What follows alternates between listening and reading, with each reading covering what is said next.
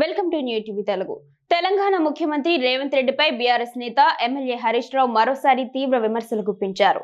రేవంత్ రెడ్డి 14 నెలల పాలనపై చర్చకు సిద్ధమని, రేవంత్ రెడ్డి చెప్పిన చోటుకు చెప్పిన సమయానికి తాను వస్తానని పేర్కొన్నారు. కొడంగల్ అయినా, రేవంత్ రెడ్డి ఇంట్లో అయినా చర్చకు సిద్ధమంటూ హరీష్ ప్రతి సవాల్ విసిరారు.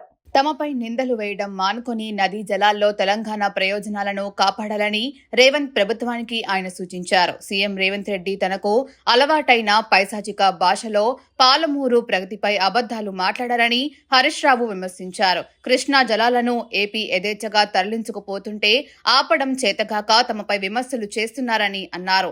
పాలమూరును ఎడారిలా మార్చిన తెలుగుదేశం కాంగ్రెస్లతో అంటకాగుతూ రేవంత్ రెడ్డి తీవ్ర ద్రోహం చేశాడని విమర్శించారు.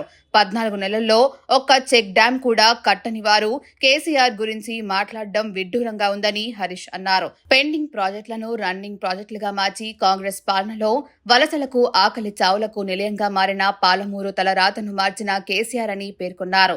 గురువు చంద్రబాబుకు ఊడిగం చేసిన ప్రధాని మోదీకి భయపడి బడే బాయ్ అన్నా అది రేవంత్ రెడ్డి లాంటి ఊసరవెల్లికే సాధ్యమని హరీష్ రావు ఘాటుగా విమర్శించారు. రేవంత్ రెడ్డికి నీటి విలువ, నోటి విలువ తెలియదని, ఆయనకు తెలిసిందల్లా ఒక అవినీతి నోట్ల వెలవేనని అన్నారు.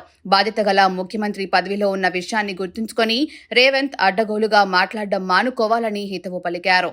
అరుపులు, పెడబొబ్బులతో రాష్ట్ర సాగు, తాగునీటి కష్టాలను రేవంత్ తీర్చలేదని నిందలు వేయడం మాని నదీ జలాల్లో తెలంగాణ ప్రయోజనాలు కాపాడాలని హరీష్ రావు సూచించారు.